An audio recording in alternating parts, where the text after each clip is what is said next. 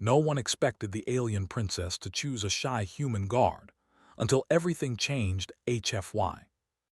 The Grand Hall of Orales was built to make visitors feel small.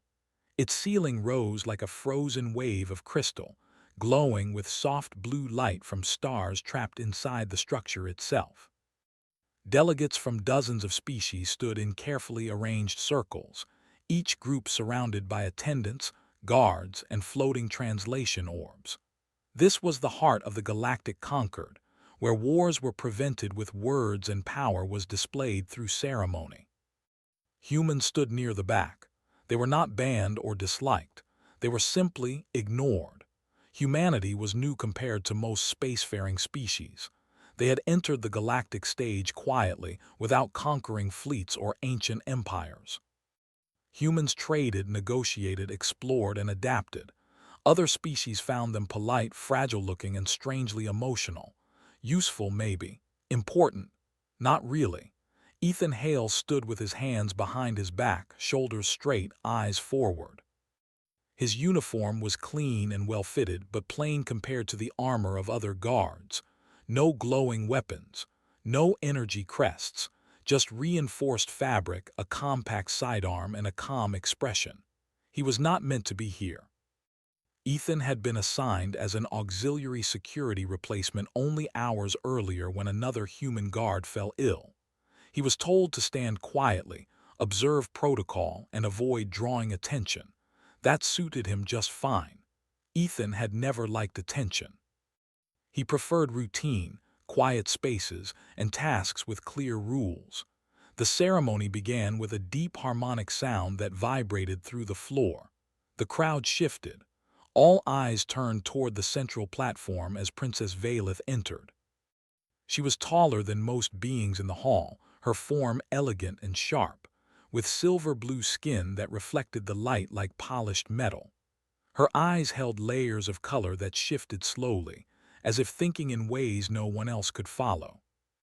She was the heir to the Thalorian Star Dominion, one of the most powerful forces in known space. Today, she would choose a personal guard from among the finest warriors offered by the conquered. This was tradition, symbol and message combined. Champions stepped forward one by one. Massive armored beings with multiple limbs, warriors whose names were known across systems, guards who had survived wars older than humanity itself. Each bowed, displayed skill, or offered vows of loyalty. Ethan remained still. He listened. He listened to the sound of boots on crystal, to the shifting of air when energy fields activated, to the subtle pauses between speeches. Humans had learned long ago that silence often said more than noise. As the final champion stepped back, the hall filled with anticipation. The princess moved slowly along the line, studying each guard. Her expression revealed nothing. She passed warriors who could tear steel with bare hands. She paused briefly at a towering insectoid general, then continued. Then she stopped. She stood in front of Ethan Hale. The hall seemed to freeze. Ethan felt it before he saw it, a change in pressure, in attention. He raised his eyes carefully, just enough to meet hers as protocol allowed. Her gaze was intense, focused, and curious. "You," her voice echoed through the translators, calm but clear. "Step forward." Ethan did. Murmurs spread instantly. Some were confused, some amused, others sharp with disbelief. A human? The princess studied him closely, his posture, his breathing, the way his eyes moved, not darting, not challenging, but aware, present. "You do not seek this position," she said. It was not a question. "No, Your Highness," Ethan replied honestly. More murmurs. A few alien delegates exchanged looks of surprise. Refusal was unusual. Honesty like this was almost unheard of. "Why?" she asked. Ethan paused, choosing his words carefully. "Because wanting power does not make someone good at protecting it." Silence fell. The princess's eyes shifted in color, slowly brightening. "I choose you," she announced. The reaction was immediate and chaotic. Voices rose. Protests began. Some delegates demanded clarification. Others laughed openly, convinced it was a symbolic gesture that would be corrected later. Ethan felt his stomach tighten. His heart beat faster, but he did not move. Training held him steady. Princess Valith raised one hand and the hall quieted instantly. "My decision stands," she said. "This human will serve as my personal guard." The ceremony continued, but the atmosphere had changed. Where there was once confidence and control, now there was tension. Afterward, Ethan was escorted through secured corridors toward his new assignment. His mind raced. He replayed the moment again and again, searching for a reason. A mistake. A misunderstanding. He found none. The princess walked beside him, her attendants trailing behind at a respectful distance. "You are wondering why," she said calmly. "Yes, Your Highness," Ethan admitted. "Humans," she said, "are loud in stories but quiet in reality. Most species hide their intentions behind displays. Humans hide their strength behind restraint." Ethan said nothing. "I observed you before today," she continued. "You noticed exits. You adjusted your stance when others approached. You reacted before threats formed." "I was just doing my job," Ethan replied. "That," she said, "is precisely why you were chosen." They reached the private security wing. Doors sealed behind them with a soft hum. "You will face ridicule," she added, "and danger." "I understand," Ethan said. "No," she replied gently. "You understand duty. The galaxy does not yet understand humans." She turned to face him fully. "And that misunderstanding will be tested." Ethan nodded. As he took his post outside her chamber, whispers already spread through the station. Enemies noticed. Allies questioned. Opportunists smiled. They saw a shy human guard. They did not see the species that had survived a hostile planet, constant disasters, internal conflict, and impossible odds. They did not know that humans did not need to look dangerous. They only needed to stay standing. And Ethan Hale stood very still, listening, waiting, and ready, while the galaxy unknowingly prepared to change. The days after the ceremony passed quietly on the surface, but tension flowed through the station like an unseen current. The choice of a human guard became the most discussed topic in every corridor, chamber, and private channel. Some spoke with humor, others with disbelief, and a few with hidden anger. Ethan Hale noticed everything. He stood outside Princess Valith's chamber for long hours, rarely moving. To most eyes, he looked calm and ordinary. To Ethan, the station was alive with signals. The hum of power lines told him when systems shifted. The footsteps of servants revealed patterns. Even the way air moved through vents warned him when something was wrong. Humans had learned awareness long before they reached the stars. Other guards watched him closely. Some were curious. Others were insulted. A few treated him as invisible. None considered him a threat, and that was exactly what worried Ethan. Princess Valith observed him as well. She never questioned his methods. She noticed that incidents stopped happening near her. Drones malfunctioned before reaching restricted zones. Arguments between delegates ended early when Ethan quietly stepped closer. No alarms sounded. No reports were filed. Problems simply disappeared. On the fourth day, the first real test came. Ethan felt it before it happened. A slight vibration in the floor. A power fluctuation that lasted half a second too long. His hand rested near his sidearm, but he did not draw it. Instead, he shifted his weight and tapped a small communicator hidden in his sleeve. Inside the princess's chamber, Valith paused mid-sentence. She trusted the signal. Without panic, she moved toward the reinforced inner wall, pretending to study a hologram. The ceiling panel above the corridor cracked open. Something small dropped silently, unfolding midair. A probe, fast, armed. Other guards froze, shocked by how quickly it appeared. Ethan moved. He stepped forward and threw a compact device upward. It burst in a controlled flash of light and sound. The probe jerked, lost balance, and slammed into the wall, where it locked up and fell harmlessly to the floor. Silence followed. Then alarms. Security rushed in seconds too late. The probe was already disabled. No damage, no injury. "How did you know?" one of the senior guards demanded. Ethan looked at the ceiling. The power draw didn't match the lighting system. That answer made no sense to them. Princess Valith stepped out calmly. "Remove it," she ordered, quietly. The incident was officially logged as a system fault. Unofficially, the whispers changed tone. Laughter faded, curiosity sharpened. Attempts increased after that. Not dramatic attacks, small ones, subtle. Poison that never reached its target because Ethan noticed a tray held at the wrong angle. A door that refused to open because he tested it twice instead of once.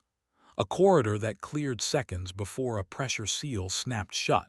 He never spoke about these moments. He did not need praise, he needed patterns. Ethan began mapping the station in his mind. Not just halls and rooms, but behavior. Who walked where? Who avoided certain areas? Who watched too closely? He noticed that threats came from many species, not just one. Fear of the princess's growing influence drove them together. Humans understood fear. Princess Valith called Ethan into her private chamber one evening. The room was quiet, filled with soft light and floating star maps. "You are being tested," she said. "So are you," Ethan replied. She studied him with interest. Most guards would boast of their success. "Talking changes patterns," Ethan said. "Silence keeps them honest." Her eyes shifted in color again, a sign of approval. "You were correct," she said. "The galaxy does not understand humans." Ethan hesitated, then spoke carefully. "Most humans don't try to be understood, we try to survive." That night, a group of elite alien guards confronted him in the training ring. Not officially, not violently, just a challenge. A way to prove a point. Ethan accepted. The ring filled with spectators. No weapons, controlled environment. The odds were against him. Larger bodies, faster reflexes, stronger limbs. Ethan did not fight them. He moved around them. He let them overcommit. He redirected force. He used angles and timing. He fell, rolled, stood again. He tired them out. One by one, they found themselves on the ground, confused and frustrated. It was not flashy. It was effective. The audience fell silent. That was when the message arrived. A full-scale disruption was planned for the upcoming diplomatic summit. Multiple systems would fail at once. The princess would be isolated. The station would descend into chaos. Ethan read the data and closed his eyes briefly. "This isn't about assassination," he said to Valith. "It's about embarrassment, breaking unity." "Can it be stopped?" she asked. "Yes," Ethan said, "but not quietly." The summit began with speeches and displays. Hundreds of delegates filled the main chamber. The air buzzed with energy and tension. Ethan took his position behind the princess. His senses stretched wide. Then everything went wrong. Lights flickered. Gravity shifted. Translation systems failed. Panic spread as species struggled to communicate. Security channels flooded with false alarms. This was deliberate. Ethan moved instantly. He issued short commands to guards around him, using universal signals rather than words. He guided the princess toward a secure platform, then turned back into the chaos. Other guards hesitated. Ethan did not. He sealed corridors manually. He rerouted power using access panels others did not know existed. He calmed frightened delegates by placing himself between them and danger, steady and unafraid. When attackers finally revealed themselves, they expected confusion. They found resistance. Ethan coordinated defense across species lines using simple instructions and shared goals. Protect the civilians. Hold the line. Stay together. He was struck once hard enough to stagger him. He stayed standing. The princess watched from safety, her expression unreadable as she saw humans not as weak allies but as anchors in chaos. The coup failed. Systems stabilized. Order returned. The attackers were detained. When the hall finally fell silent, Ethan stood where he had begun, breathing slowly, listening for anything out of place. Princess Valith approached him. "The galaxy saw you today," she said. Ethan shook his head. They saw one human. That is enough, she replied. They will imagine the rest. Around them, alien delegates looked at Ethan with new eyes, not with fear, with respect, with caution. Humans were no longer invisible, and somewhere deep within the conquered, a truth began to spread quietly, just like humans themselves. Underestimate them at your own risk. After the failed coup, the station of Orales did not return to normal. It pretended to. Repairs were made, lights shone again, and delegates continued their meetings, but trust had cracked like thin ice. Smiles became careful. Guards doubled. Doors stayed locked longer than before. Ethan Hale felt the change clearly. Where once people ignored him, now they watched him, some with respect, some with fear, others with calculation. He did not like any of it. Attention made patterns unstable, and unstable patterns made danger harder to predict. He continued his duties without change. Same posture, same silence, same calm movements. Princess Valeth noticed this as well. "You do not enjoy what you have become," she said one evening as they reviewed security data. "I enjoy doing my job," Ethan replied. "Being noticed makes it harder." "Harder for you," she said. "Or harder for them?" Ethan thought for a moment. "Both." Information flowed in from across the Concord. The coup had not been the act of a single faction. It was a test, a probe, much like the one that had dropped from the ceiling days earlier. Someone or something was measuring responses, and they had learned something important. Humans changed outcomes. That made humanity a variable the galaxy was no longer comfortable ignoring. Within days, new requests arrived. Human advisors were quietly invited into security councils. Military observers asked for access to human training records. Politicians requested cultural exchanges. Ethan ignored most of it. He focused on the present. The next threat did not come as an attack. It came as an invitation. Princess Valeth was asked to attend a joint summit aboard a neutral deep space platform. Officially, it was a show of unity. Unofficially, it was a trap wrapped in politeness. Ethan saw it immediately. "Too many unknowns," he said during the briefing. "Too much distance, too much opportunity." "The Conquered expects me to go," Valeth replied. "I know," Ethan said. "That's why it's dangerous." She studied him closely. "Would you advise against it?" Ethan hesitated. A guard was not supposed to advise policy, but Valeth had never treated him as just a guard. "I would advise preparation," he said, "and honesty." The platform was older than many civilizations, a relic kept alive by maintenance drones and tradition. No single species controlled it, which meant everyone claimed neutrality, and no one took responsibility. As their shuttle approached, Ethan felt the familiar tightening in his chest. Too quiet, too clean, too staged. He adjusted his plan. Instead of placing himself at Valeth's side, he positioned himself slightly ahead, scanning corridors before she entered them. Other guards questioned the move. Ethan did not explain. The summit began smoothly, speeches, agreements, carefully chosen words. Then the station shifted, not violently, not suddenly, just enough to throw off balance. Gravity dipped, lights dimmed, a controlled failure. Ethan reacted instantly. "This is not a malfunction," he said over the secure channel. "This is separation." Bulkheads dropped between sections. Delegates were isolated by species. Communication scrambled. Panic rose as translation systems lagged. Someone wanted division. Ethan reached Valeth's side just as a security team hesitated, unsure whose orders to follow. "Protect the civilians," Ethan said calmly. "I'll clear the path." "By yourself?" one guard asked. Ethan was already moving. He navigated the station using service routes, maintenance shafts, and forgotten corridors.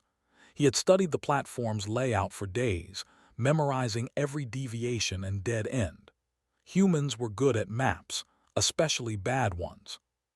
He found the control hub sealed and guarded by automated systems keyed to alien biometrics. Not human. That told him everything. Ethan bypassed the systems using manual overrides and physical tools. No hacking, no brute force. Just patience and understanding of how machines failed when designers forgot one thing: humans. Inside the hub, he found the truth. The platform was being controlled remotely, not by a species but by a coalition of interests. They wanted proof that unity was impossible. That fear would always win. Ethan cut the remote link. The station stabilized, but the attackers were not finished. A secondary system activated. Defense drones, outdated but numerous, flooded the corridors. They were not precise. They were not smart. They were relentless. Ethan found himself between the drones and a group of trapped delegates. He could retreat. He could seal the doors and save himself. He did neither. He stood. Using debris, timing, and limited power, he redirected the drones' attention. He took hits meant for others. He slowed them down step by step, buying time. His suit alarms screamed warnings. His vision blurred. He stayed upright. When reinforcements finally arrived, they found Ethan leaning against a wall, still blocking the corridor. The drones lay scattered and inactive. The delegates were alive. Princess Valith reached him moments later. Her expression broke for the first time. "You could have died," she said. "Yes," Ethan replied simply. "Why didn't you retreat?" Ethan looked at the frightened faces behind him. "Because someone had to stay." The summit ended early. The truth could not be hidden this time. Reports spread across the Concord.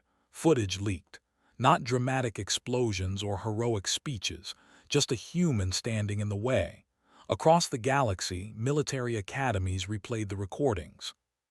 Analysts struggled to categorize what they saw. There was no special technology, no superior strength, just decision. Humanity's reputation shifted again, not as warriors, not as conquerors, as anchors. Species that valued honor saw it as courage. Species that valued logic saw it as efficient. Species that valued survival saw it as dangerous. Princess Valith addressed the conquered days later.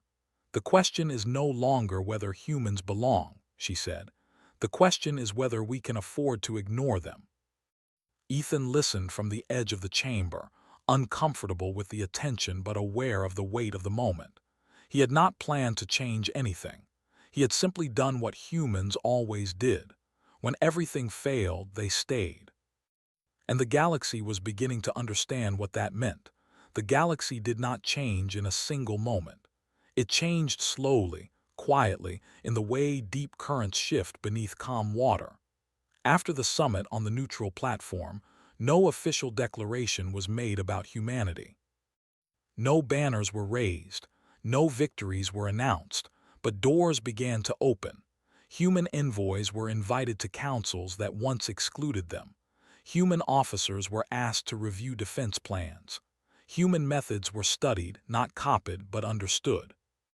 Other species began to realize that humans did not rely on superiority. They relied on persistence. Ethan Hale returned to Orales with Princess Valith. The station felt different now. Where once he had been invisible, now people stepped aside when he passed. Not out of fear but recognition. He disliked it, but he accepted it as part of duty. Princess Valith summoned a full assembly of the Galactic Concord. The hall filled once again with delegates from countless worlds. This time, humans were not placed at the back. They stood among equals. Ethan stood at Valith's side. She spoke without ceremony. "The Concord was founded on balance," she said, "on the belief that no one species should dominate. That belief has been tested." Her gaze moved across the hall. "We have learned that strength does not always announce itself. Sometimes it waits, sometimes it watches, sometimes it stands when others fall back." There were no objections, no laughter. She turned slightly toward Ethan. "This human was chosen as my guard by choice, not tradition, by instinct, not politics. That choice has saved lives and preserved unity." She paused. "I now confirm him as my sworn protector, not as a symbol but as a statement." The hall accepted it. Ethan felt the weight of the moment settle on his shoulders. He did not bow deeply. He did not speak. He remained still as he always had. After the assembly, Valeth met with him privately. "You have changed history," she said. "I followed protocol," Ethan replied. She smiled faintly. Human protocol. News spread beyond the conquered. Across systems, stories circulated. Some exaggerated, some stayed simple. A shy human guard, a calm voice in chaos, a body standing between danger and others. Human worlds reacted with quiet pride. No celebrations, no demands, just a shared understanding. This is who we are. Not everyone welcomed the change. Some species grew nervous, others felt threatened. A few began testing boundaries, probing defenses, watching for weakness. They found none. Where humans were involved, responses were measured, coordinated, and steady. Not aggressive, not passive, balanced. Princess Valeth's reign began under this new reality. Her advisors came from many species, but humans were always present, not to lead but to support, to observe. To warn, Ethan remained her guard. He did not become famous among humans. He did not seek recognition. His reports were brief. His life remained simple. Duty began and ended the same way each day. One evening, as stars drifted past the viewing window, Valeth asked him a question.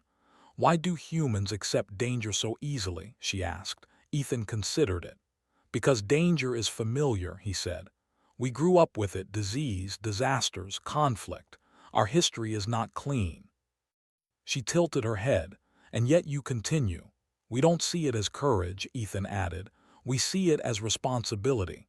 That answer spread through the conquered more than any speech. Years passed.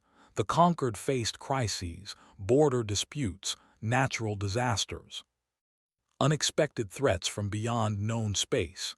Each time, humans were present, sometimes in command, often in support, always standing. Princess Valeth became known as a ruler of calm authority. Her choice of a human guard became a lesson taught in diplomatic academies. Do not judge strength by volume. Ethan aged slowly by human standards. Lines appeared on his face. His movements became more careful. He trained others, quietly passing on knowledge without speeches or titles. When the time came for him to step down, the conquered offered honors. He refused most of them. He accepted only one, a simple recognition recorded in the archives without ceremony. Ethan Hale stood when others could not. He returned to Earth afterward, not as a hero, as a citizen. Life continued. Children learned of the stars. Humans explored further. Alliances held. And far beyond Earth, on worlds that had once laughed at the idea of a human protector, statues were raised. Not of Ethan, but of a figure standing calmly in front of others, hands open, eyes forward. No weapon raised, just presence. The galaxy learned its final lesson too late to forget and too early to ignore. Humans did not conquer the stars. They held them together. And it all began when no one expected the alien princess to choose a shy human guard, until everything changed.